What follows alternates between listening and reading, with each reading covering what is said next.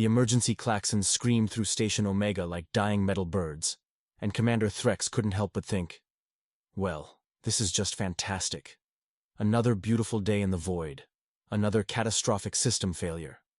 The kind that made his 3 hearts skip in perfect synchronization. "Sir!" Communications Officer Yelna burst through the command center doors, her violet skin flushed with panic. "We've got a massive energy surge from Sector 7. The human research facility is experiencing total structural collapse." Threx's mandibles clicked in what other species mistakenly called laughter. Humans. Of course it was the humans. These bipedal disasters had a talent for turning routine scientific missions into galaxy-threatening emergencies. "Let me guess," he drawled.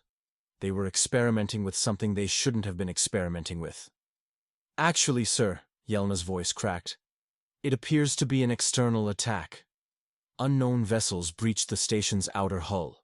The human section is burning." The command center fell silent except for the persistent wailing of alarms. Threx felt his stomach drop through all 4 of his digestive chambers. External attack meant raiders, pirates, the kind who didn't discriminate between military personnel and civilians. "Survivors?"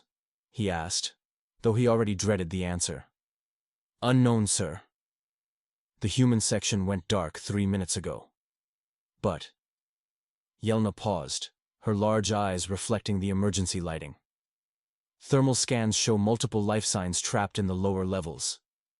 Through the massive viewport, Threx could see the orange glow flickering through the human habitat modules. Smoke billowed into space like ghostly fingers. The irony wasn't lost on him that humans, who came from a death world where everything tried to kill them, might die in the cold emptiness of space.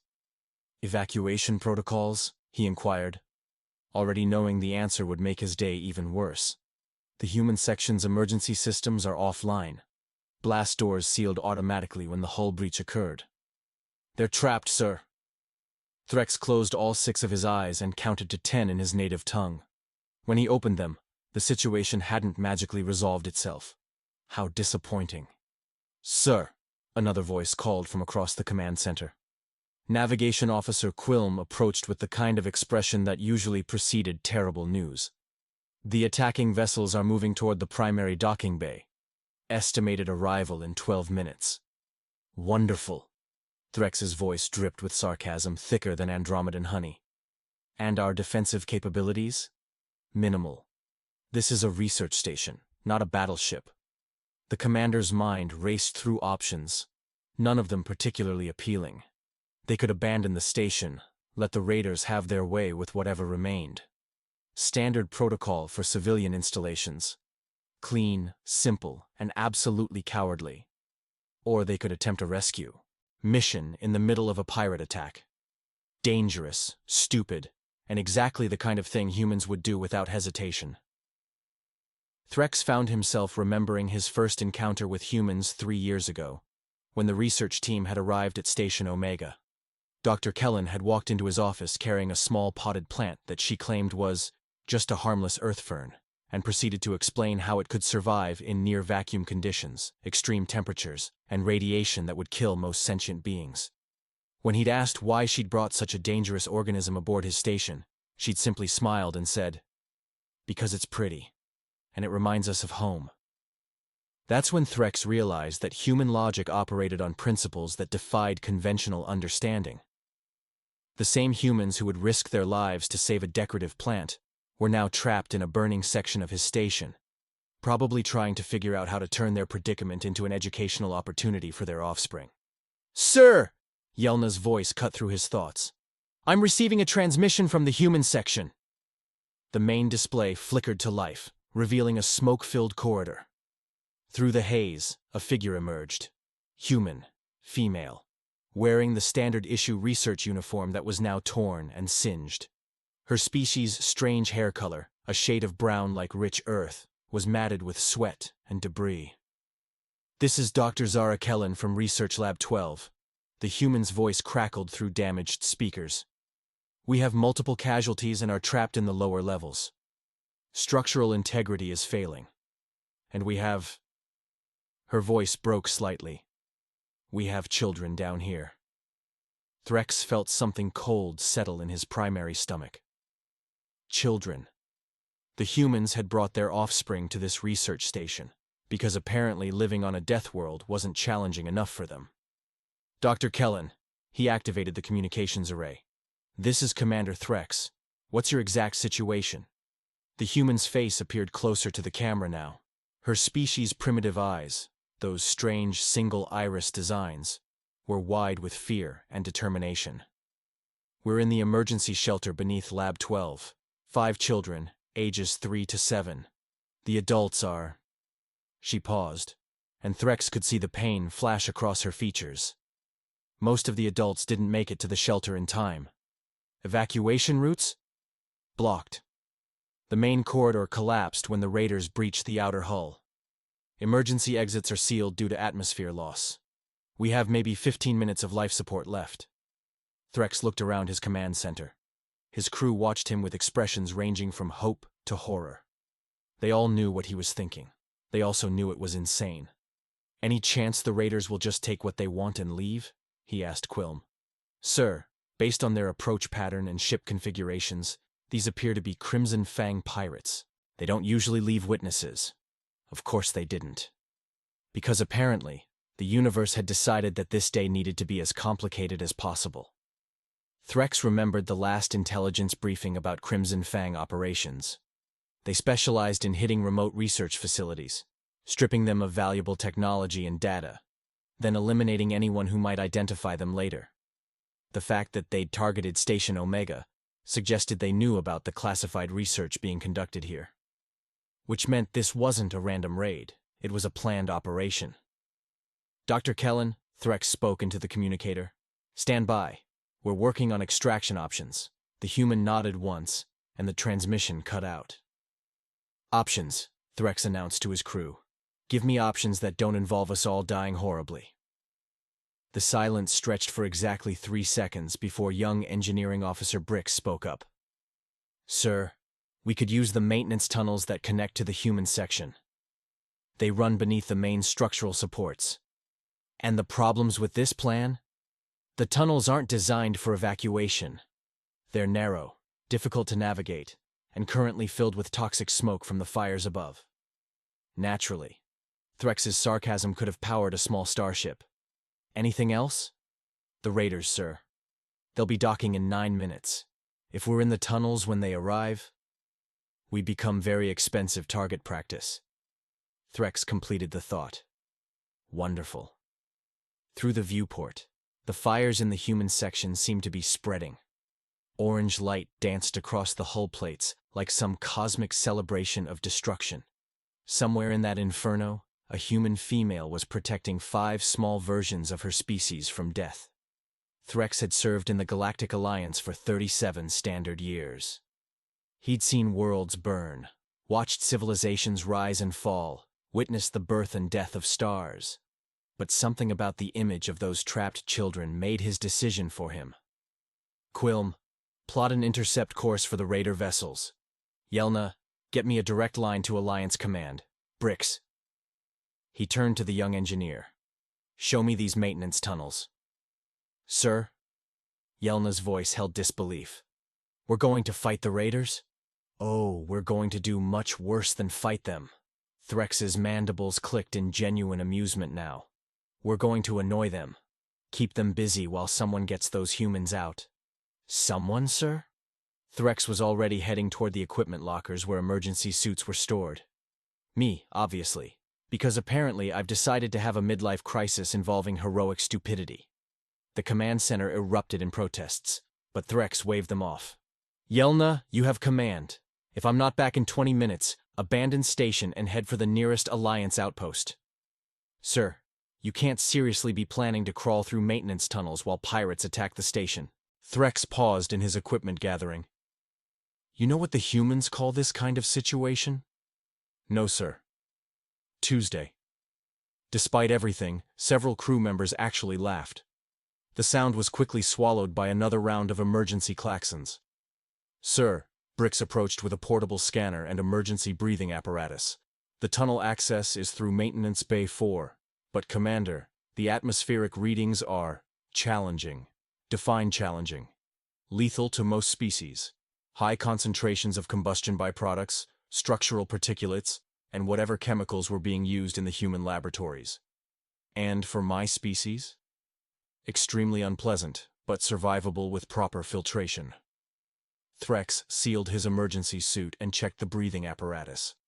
Through the helmet's display, he could see his reflection. A tall, lean figure with gray-blue skin, compound eyes, and mandibles that currently displayed what humans would recognize as determination mixed with resignation. Brix, guide me through the tunnel system via comlink. Yelna, as soon as those raiders dock, give them something to think about. Nothing fancy. Just enough to keep their attention on you instead of wondering why someone's crawling around in the maintenance areas. Sir, Quilm called from his station. What if the rescue mission fails? Threx considered this as he headed for the exit. Then I suppose we'll discover whether human children are as ridiculously hard to kill as human adults. The corridor outside command hummed with emergency lighting and the constant vibration of a station under stress. Maintenance Bay 4 was located 3 levels down, past areas that were already showing signs of structural damage from the raider attack. Commander, Yelna's voice crackled in his helmet comm. Raider vessels have docked. 6 ships, estimated 40 to 60 hostiles. They're moving toward the central hub. Good. Make some noise, but don't actually engage unless they force your hand. We're buying time, not starting a war. Understood, sir. Threx reached Maintenance Bay 4 and located the tunnel access hatch. The metal was warm to the touch, even through his gloves. Smoke seeped around the edges like ghostly fingers trying to escape. Brix, I'm at the access point. Readings? Atmospheric composition is... Well, sir, I wouldn't recommend deep breathing exercises, but the tunnel appears structurally sound for the next 200 meters. After that, you'll be directly beneath the damaged sections. Fantastic! Threx opened the hatch and was immediately greeted by a wave of heat and acrid smoke. Just like the vacation brochures promised, the tunnel was exactly as advertised, narrow, uncomfortable, and filled with air that would probably kill anything not wearing a breathing apparatus. Threx began crawling forward, his suit's lights cutting through the murky atmosphere. Commander, Yelna's voice was tense now. Raiders are demanding access to all computer systems. They're threatening to start executing prisoners. What prisoners? They found some survivors in the outer sections, maintenance workers who were caught outside the emergency shelters. Threx felt his 3 hearts synchronize again, this time with anger instead of fear. How many? Unknown. But sir, they're giving us 5 minutes to comply with their demands. The tunnel ahead split into 3 directions. Threx consulted his suit's navigation system and Brix's guidance to choose the path leading toward the human section. Yelna, patch me through to the raider commander. Sir, just do it. A moment later, a new voice filled his helmet comm. Rough, aggressive, with the kind of accent that suggested too many years spent in the worst parts of the galaxy. This is Captain Mordak of the Crimson Fang. You will surrender all station resources immediately, or we start spacing prisoners. Threx continued crawling through the increasingly hot tunnel as he responded. This is Commander Threx of the Galactic Alliance. I have a counter-proposal. You're in no position to negotiate Alliance scum. Actually, I think you'll find my offer quite reasonable. Threx could see light ahead now, probably from the human section's emergency lighting. How about you take whatever supplies you can carry and leave before Alliance reinforcements arrive? The pirate's laughter was harsh and humorless. What reinforcements? This is a research station in the middle of nowhere. The same research station that's been conducting classified experiments for Alliance intelligence. The kind of experiments that warrant a permanent military escort. Threx hoped his bluff sounded more convincing than it felt. Check your scanners, Captain. Do you really think a facility this important would be left undefended? There was a pause. Threx used the time to reach what appeared to be another access hatch. According to his navigation system, he was now directly beneath the human emergency shelter. Brix, he whispered into his comm. I'm in position. How do I get into the shelter from here? There should be an emergency access panel about 2 meters to your left, sir. But Commander, that hatch opens directly into their shelter. if the atmosphere is compromised. Then we'll deal with that problem when we come to it. Threx located the panel and began working on the access codes. Yelna, status on our pirate friends? They're running deep scans now, sir. Looking for those non-existent reinforcements you mentioned. The access panel finally yielded to Threx's efforts. Below him, he could hear voices, human voices, adult tones mixed with the higher pitches that indicated their young offspring. Dr. Kellen, he called down through the hatch. This is Commander Threx. I'm directly above your position. The voices below went silent for a moment, then erupted in what sounded like relief mixed with disbelief. Commander?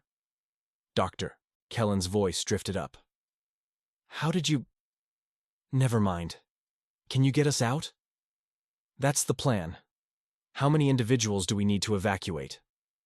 6 total, myself and 5 children. Threx looked at the narrow tunnel behind him, then at the even narrower hatch below. This was going to be interesting in the worst possible way. Dr. Kellen, I need you to listen carefully. The tunnel system I used to reach you is extremely hazardous. High heat, toxic atmosphere, structural instability. Can the children handle crawling through approximately 400 meters of those conditions? There was a pause before she answered. Commander, the alternative is burning to death or suffocation. I think we can handle crawling. Despite everything, Threx found himself genuinely impressed. Humans really were as stubborn as their reputation suggested. All right. I'm coming down. Threx dropped through the hatch into controlled chaos. The emergency shelter was barely large enough for 6 humans, let alone adding 1 alien commander. Emergency lighting cast everything in hellish red shadows. Dr. Kellen stood protectively around the smallest children. The others pressed against the walls, eyes wide with terror. Well, he announced, sealing the hatch above them. This is cozy. Commander, please tell me you have a brilliant escape plan. I have an escape plan. Whether it qualifies as brilliant remains to be seen. The children ranged from barely knee-high to almost reaching his waist, all staring at him like he might be some new variety of monster. The smallest one, a female with starlight-colored hair, tugged on Dr. Kellen's sleeve. Zara, why does the alien look like a giant bug? Actually, Threx interjected, I prefer distinguished arthropod, but giant bug works too. Now, young humans, we're going to play a game called Don't Die in a Tunnel. The rules are simple. Stay quiet, stay close, and don't panic when everything tries to kill us. That doesn't sound very fun, observed another child, male with dirt-colored hair and a stubborn expression. Fun is relative, Rex. Right now, not dying counts as entertainment. Commander, Dr. Kellen's voice carried urgency. The shelter's atmosphere recycler just failed. We have maybe 5 minutes of breathable air left. Perfect timing. Threx began unsealing his emergency suit. Dr. Kellen, put this on. It's designed for my species, but should provide basic life support for a human. What about you? My species handles toxic atmospheres better than yours. The children will share what's left of your emergency oxygen. Through his helmet comm, Yelna's voice crackled. Commander, the pirates started their countdown early. About 3 minutes ago. Bricks, fastest route back. Safety considerations irrelevant. Sir, there's a maintenance shaft running directly to the main hub. Vertical climb through sections that may be structurally compromised. Maybe? 60% chance the shaft collapses during transit. I'll take those odds. Dr. Kellen, can you climb 30 meters of vertical shaft while being shot at by pirates? Her expression shifted to anticipation. Commander, I grew up on Earth climbing mountains that wanted to kill me. This should be refreshingly straightforward. And the children? These are human children, Commander. They climb things for entertainment. Threx stared at them with new respect.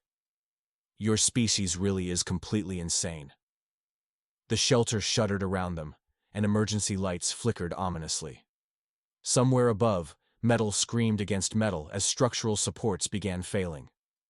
Time to go, Threx announced, activating the access panel for the maintenance shaft. The opening revealed a narrow tube stretching upward into darkness. Handholds were spaced along the walls, designed for maintenance workers, not emergency evacuations with children. Dr. Kellen, you'll go first. I'll follow with the children, smallest to largest. If anyone falls, I'll catch them. What if you fall?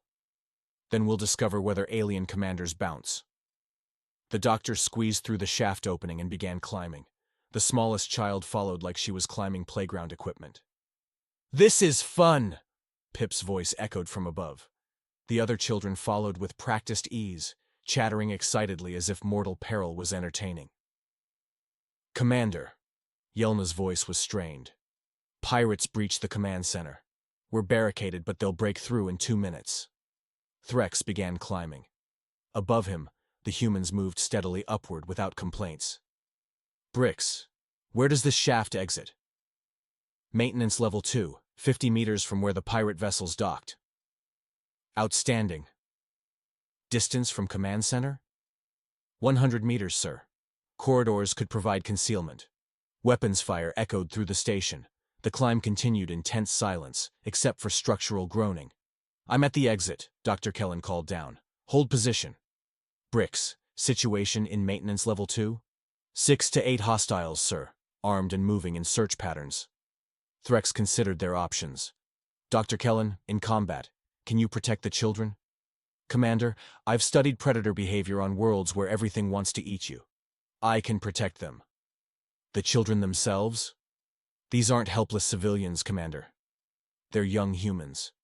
When I signal, exit and move toward the command center. Stay low, stay quiet. The panel slid aside, revealing the corridor bathed in red emergency lighting. Through his enhanced vision, Threx saw movement at the far end. 6 hostiles, standard energy weapons, he whispered as they emerged. They haven't noticed us yet. Through static, Yelna's voice crackled. We've lost auxiliary control. Falling back. The pirates were searching methodically, checking each panel. The boy Rex pointed toward a ceiling maintenance panel. If someone set off fire suppression in Section C, wouldn't they investigate? Threx stared at the child. That's actually brilliant. Dr. Kellen climbed toward the panel using wall-mounted conduits. Fire suppression activating in 3, 2, 1. Alarms wailed from a different station section. The pirates stopped and moved rapidly toward the new emergency. Now we move. Quickly and quietly.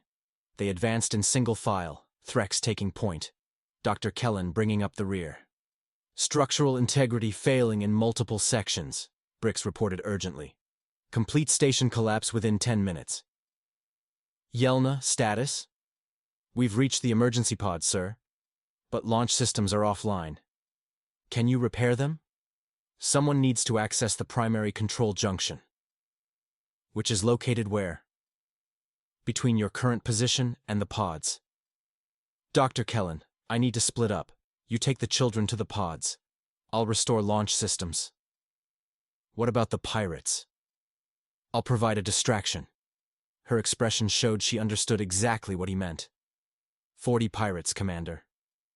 I'm planning to annoy them, not fight them. Pip looked up seriously. Mr. Alien, are you going to die so we can escape? Threx considered honesty. I'm going to do everything possible to make sure we all escape. But you and your friends will get home safely. She nodded as if this made sense. Try not to die. You're the most interesting alien I've met. Dr. Kellen placed her hand on his arm. Commander, thank you. Thank me when we're aboard Alliance vessels. At the final intersection, emergency pods waited to the left, control junction to the right, and approaching pirates straight ahead. Go, Threx commanded. 60 seconds, then I'm activating launch. They moved toward the pods with quiet efficiency. Threx turned to the control junction, his energy rifle making short work of protective barriers. Bricks, talk me through launch sequence activation. Reroute power, initialize guidance, override safety lockouts. 3 minutes minimum. I don't have 3 minutes. Pirates rounded the corner as Threx began power rerouting. Weapons fire erupted immediately. We're at the pods, but launch systems still offline, Yelna called. Working on it, Threx replied, ducking as energy bolts scorched around him. The guidance system required delicate processor manipulation while being shot at. More challenging than training suggested. 30 seconds, he called, returning fire. The manual override was located in the most exposed position possible. Threx sprinted toward it as energy bolts sizzled past. An unlucky shot shattered his helmet display. 10 seconds! Launch systems hummed to life. Emergency pods began their sequence. 5 seconds! Energy caught his shoulder, spinning him into the junction. Pain flared, but his hands completed activation. Launch! Pods shot away like missiles. Through the viewport, Threx watched them accelerate toward safety. Commander, Dr. Kellen's voice came through his damaged comm system. We're clear! What's your status? Threx looked around the control junction. The pirates had stopped shooting and were now advancing cautiously, probably wondering whether he was dead or just pretending to be dead.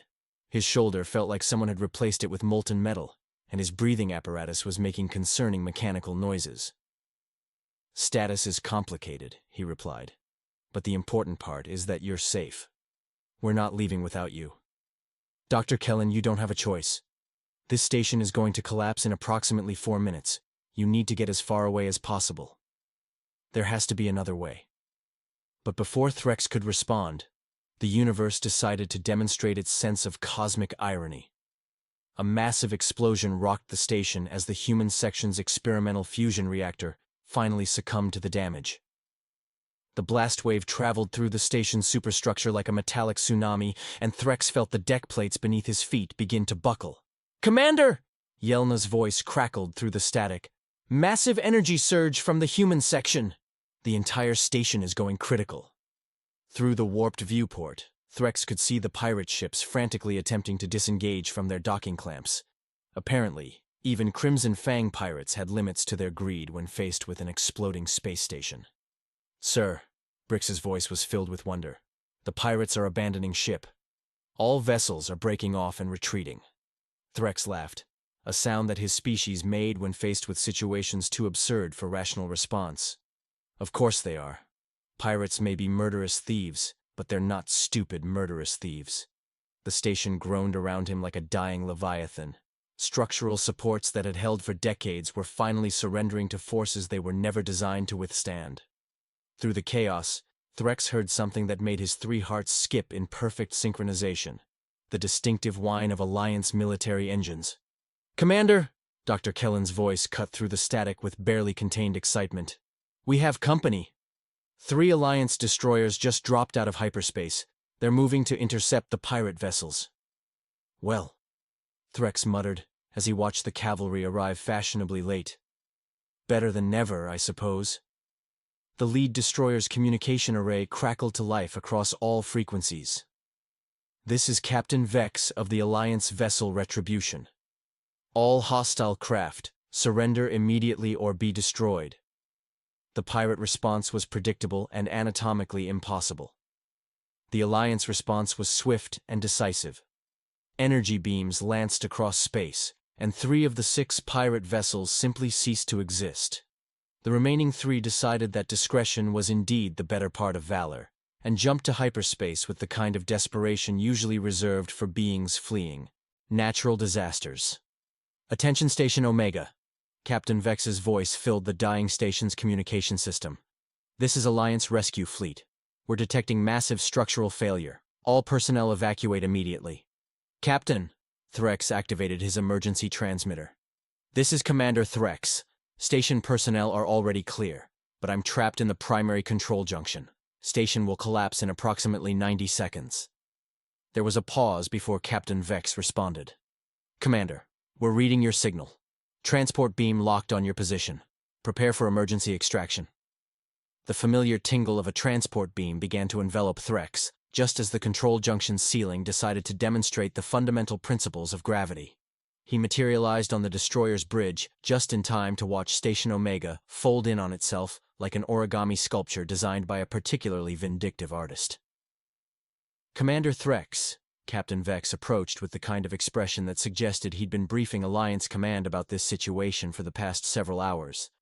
We received your emergency signal approximately 45 minutes ago. I understand you've had an interesting day. Threx looked at the view screen where the remains of Station Omega were spreading through space like metallic confetti. Captain, interesting is one way to describe it. I prefer educational in ways I never wanted to be educated. The human civilians? Safe aboard the emergency pods. Dr. Kellen and 5 children. They'll need medical attention and probably psychological counseling, but they're alive. Captain Vex nodded with satisfaction. Outstanding work, Commander. Alliance Command will want a full debriefing, but that can wait until you've received medical attention. As the destroyer's medical team began treating his wounded shoulder, Threx found himself thinking about the events of the day. He'd started the morning expecting routine reports and minor administrative crises. Instead, he'd crawled through toxic tunnels, faced down pirates, and discovered that human children considered mortal peril to be recreational activity. Commander. Dr. Kellen's voice came from the medical bay's communication system. I wanted to thank you again. What you did today. There aren't words for it. Dr. Kellen. I merely did what any reasonable being would do when faced with trapped civilians. No, sir. What you did was what any reasonable human would do. Most other species would have followed evacuation protocols and left us behind.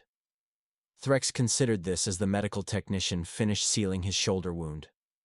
Dr. Kellen, I think your species may be having a negative influence on the rest of us. Her laughter carried genuine warmth. Commander, I think that might be the nicest thing anyone's ever said about humanity. Through the medical bay's viewport, Threx could see the emergency pods being brought aboard the destroyer. Soon, 5 small humans would be reunited with their families, probably with stories that would be told and retold for generations. Stories about the day they escaped from pirates with the help of a distinguished arthropod who preferred heroic stupidity to sensible cowardice. Commander, Captain Vex appeared in the medical bay doorway. One more thing. Alliance intelligence wants to know about the classified research that was being conducted on Station Omega. Apparently your mention of it during negotiations with the pirates has raised some questions. Threx looked at the captain with all 6 of his eyes. Captain, I have no idea what you're talking about. Station Omega was conducting standard xenobiology research, nothing classified whatsoever. But you told the pirates? I told the pirates many things, Captain. Most of them were complete fabrications designed to buy time for a rescue operation. Captain Vex stared at him for a moment, then began to laugh. Commander, you convinced a pirate fleet to abandon their operation based on research that didn't exist? Captain, sometimes the best weapon against an enemy is their own paranoia. As the Alliance destroyer set course for the nearest star base, Threx reflected on the day's events. He'd learned that human children were indeed as impossible as human adults, that pirates were surprisingly gullible when properly motivated, and that his own capacity for heroic stupidity was apparently much greater than he'd previously suspected. Most importantly, he'd learned that sometimes the universe's tendency toward chaos could work in your favor, provided you were willing to embrace the madness and see where it led you. Mr. Alien, Pip's voice came through the medical bay's communication system.